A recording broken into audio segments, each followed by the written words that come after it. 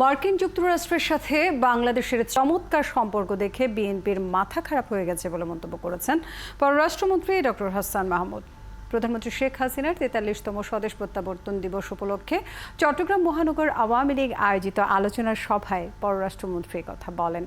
তিনি জানান, যুক্তরাষ্ট্র জিএসপি সুবিধা ফিরিয়ে দেওয়ার বিষয়ে কথা বলেছে। একই সাথে বিশ্ব অর্থনীতির মন্দা কাটিয়ে উঠতে বিশেষ তহবিল থেকে বাংলাদেশকে সহযোগিতার আশ্বাস দিয়েছে বলেও জানান মন্ত্রী।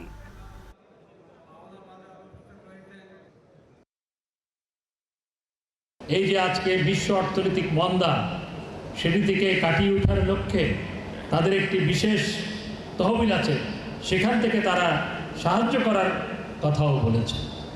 সুতরাং মার্কিন যুক্তরাষ্ট্রের সাথে সম্পর্ক আমাদের অত্যন্ত চমৎকার।